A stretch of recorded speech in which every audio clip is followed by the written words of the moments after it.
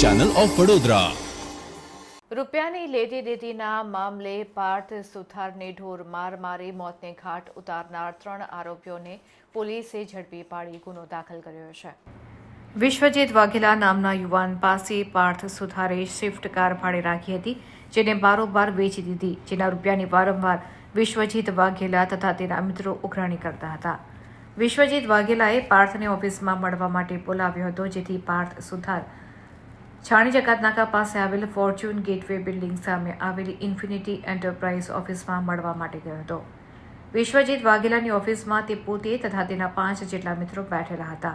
વિશ્વજીત વાઘેલાએ પાર્થ પાસે પૈસાની ઉઘરાણી કરતા જ ઓફિસમાં બેઠેલા 5 જેટલા મિત્રોએ પાર્થને ઢોર માર માર્યો હતો, જેમાં પાર્થ સુથાર બેભાન જેવી હાલતમાં આવી જતા ગભરાયેલા શખ્સોએ 108 એમ્બ્યુલન્સ બોલાવી તેને સારવાર માટે સયાજો હોસ્પિટલમાં મોકલી આપ્યો હતો।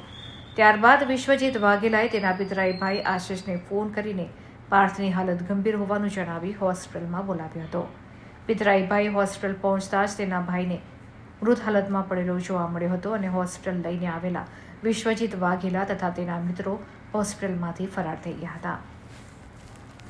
આ સમગ્ર બનાવની ફરિયાદ ફતેગંજ પોલીસ મથકે નોંધાતા પોલીસે ગણતરીના કલાકોમાં જ આરોપી વિશ્વજીત વાઘેલા, પ્રજ્ઞેશ રાણા, રોનક ચૌહાણની ધરપકડ કરી હતી, જ્યારે અન્ય 2 જયદીપ અને અન્ય 2 મિત્રોની શોધખોળ હાથ ધરી છે। આ સંદર્ભે ગઈકાલે એ ડિવિઝનના એસીપી ડીજે ચાવડાએ પત્રકાર પરિષદમાં વિસ્તૃત માહિતી આપી હતી।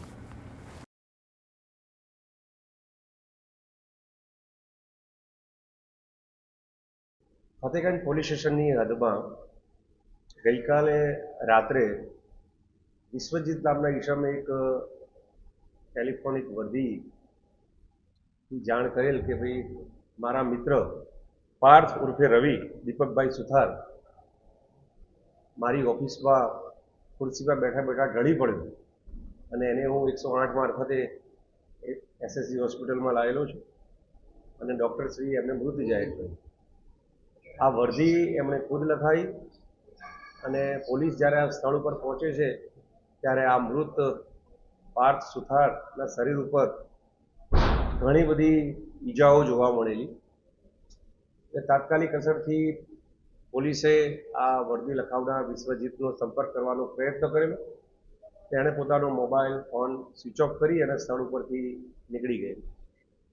ત્યારબાદ અમે એમના સગા સંબંધીઓને જાણ કરતા સગા સંબંધીઓએ થોડી પ્રાથમિક હકીકત આપેલી કે આ વિશ્વજીત એનો મિત્ર જયદીપ સોલંકી 1 દિવસ પહેલા એમના ગોરવા મુકામે એમના કાકાના ત્યાં આવેલો અને એમના કઝિન બ્રધર, મૃતકના કઝિન બ્રધર કે જે હાલ આ કામના ફરિયાદી છે આશિષ સુથાર, એને મળેલા અને આ પાર્થ સુથાર પોતાની ગાડી લઈ ગયેલ છે અને ગાડી પાછી આપતો નથી અને એનો કોન્ટેક્ટ થતો નથી એમ કરીને આશિષ સુથારને કે તમારા ભાઈને તમે તેમ કરીને મારી ગાડી પાછી અપાવજો, નહીતર જોવા જેવું થશે, એ મુજબની ધમકી આપેલી। એની માહિતી પોલીસે થોડી છણાવટ કરી। રાત્રિના શરીર સ્થિતિ મૃતકની જોતા આ ખૂનનો બનાવ પ્રાથમિક દ્રષ્ટિએ જ પોલીસને જણાવેલો, જેથી પોલીસે આ એમના કઝિન બ્રધર કે જે બનાવથી થોડા વાકેફ હતા એમની ફરિયાદ લઈ અને ખૂનનો ગુનો ફતેગંજ પોલીસ સ્ટેશનમાં રજીસ્ટર। જુદી જુદી ટીમો પોલીસે બનાવી, એમાં પીસીબી, ક્રાઇમ બ્રાન્ચ અને અમારા એ ડિવિઝનની ટીમો જોડાઈ અને અમે ઇલેક્ટ્રોનિક સર્વેલન્સ તેમજ અમારું બાતમીનું નેટવર્ક ઊભું કર્યું। તપાસ રાત્રિમાં અમે ખૂબ સારું એવું અમને માહિતી મળી કે વિશ્વજીત એક ચોક્કસ જગ્યાએ છે। વિશ્વજીતનો સંપર્ક કરતા એ મળી આવ્યો। વિશ્વજીતની અમે પૂછપરછ કરી તો પહેલાં એણે પોલીસને સહકાર આપ્યો નહીં અને પોતે કંઈ જાણતો નથી એવી હકીકત જણાઈ। વધુ કડક પૂછપરછના અંતે એ પડી ભાગ્યો અને એણે સત્ય હકીકત જણાવી કે પોતાની એક સ્વિફ્ટ કાર છે, એ સ્વિફ્ટ કાર એમણે 11 ફેબ્રુઆરીના રોજ આ કામના મરણ જનારને દિવસના 3000 લેખે ભાડે આપ્યો। આ ભાડે આપી અને પછી 18 દિવસ જેવો સમય થઈ ગયો, તેમ છતાં ગાડી સ્વિફ્ટ કાર એણે પાછી નથી આપી। અને આ સ્વિફ્ટ કાર એ શોધતો હતો અને ઇવન આ પાર્થને પણ શોધતો હતો. અને પાર્થ મળતો હતો કે ના સ્વિફ્ટ કાર મળતી હતી. એના કારણે પછી એને વધુ તપાસ કરતા જાણવા મળેલું કે આ જે સ્વિફ્ટ કાર જે છે એ સાઠંબા મુકામે મરનાર પાર્થે કોઈ થર્ડ પાર્ટીને વેચી દીધેલ છે 2 લાખ રૂપિયા. એ માહિતી મળતા એણે એ વ્યક્તિ પાસેથી પોતાની કાર પાછી મેળવેલી અને પાર્થને શોધતો હતો.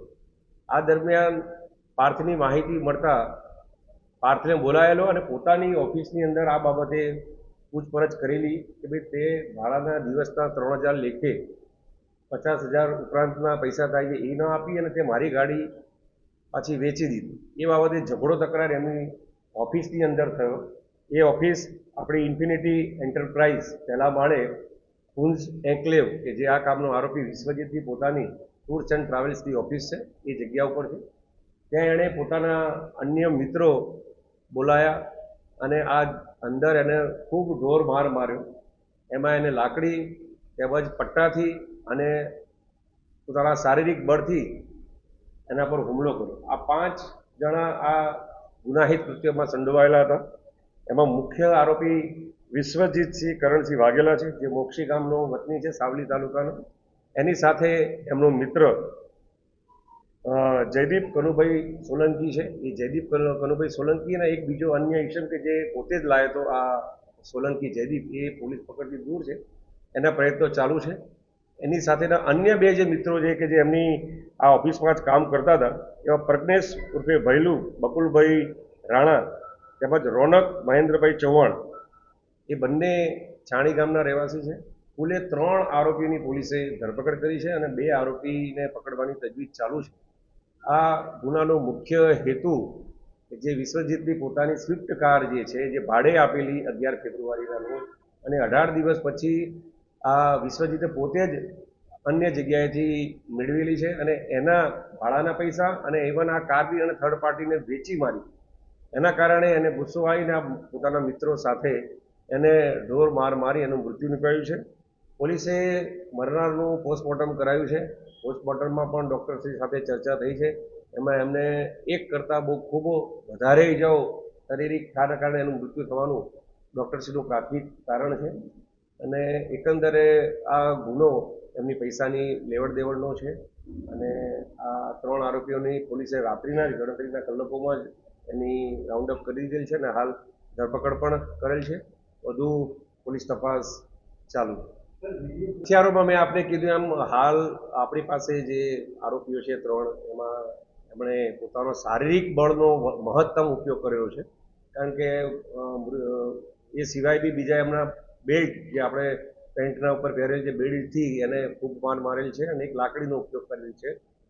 ઇન્ટરનલ ઇન્જરીઓ હોવાનું પ્રાથમિક દ્રષ્ટિએ અનુમાન છે અને બાહ્યક ઈજાઓ થોડી દેખાય છે, પરંતુ શારીરિક પાછળના ભાગે, બરડાના ભાગે, શરીરના નીચેના ભાગે એમાં ઈજાઓ એક કરતાં વધુ હોવાના કારણે આ મૃત્યુ પામ્યો. ગાડી જેને વેચી હતી એનો કોઈ પતો લાગ્યો છે? કારણ કે વગર કાગળી એને ગાડી ખરીદી. ગાડી એમને આપેલી છે, ખરી કાયદેસર વેચેલી નથી. આ તાત્કાલિક થોડા દિવસની વાત છે. પોલીસે એ દિશામાં તપાસ હાથ ધરી છે અને એની બી પૂછપરછ કરશે. હા, આમાં એવું છે 11 ફેબ્રુઆરીએ એ ગાડી એની સ્વિફ્ટ દિવસના 3000 લેખે 24 કલાકમાં એ ભાડે લઈ ગયો. આજે મૃત્યુ પામનાર ઈસમ છે અને 18મા દિવસે આ મૂળ માલિક એટલે આ કામના આરોપી વિશ્વજીત વાઘેલાએ જેમ તેમ કરીને પોતાની સ્વિફ્ટ કાર પાછી મેળવી. એ દિવસે 18 દિવસ પ્રમાણે 54,000 થતા હતા. એ 54,000 બી એણે પરત આપ્યા નહોતા અને સાથોસાથ એણે ગાડી પાછી વેચીએ મારી હતી. એનું એને રિવેન્જ રાખીને આ ઘટનાનું પરિણામ બન્યું છે. હાલ પ્રાથમિક દ્રષ્ટિએ એમનો કોઈ ગુનાહિત રેકોર્ડ દેખાતો નથી. તેમ છતાં અમે બધું તપાસીશું અને બીજી જગ્યાએ જ્યાં રહે છે અને અમારા ઇલેક્ટ્રોનિક્સ માધ્યમથી અમે તપાસ કરીશું બીજા કોઈ ગુનાહિત છે કે. ઓફિસની અંદર સીસીટીવી કેમેરા નથી, કોમ્પ્લેક્સની અંદર અમને મળી આવ્યા છે એટલે અમે કાર્યવાહી કરી.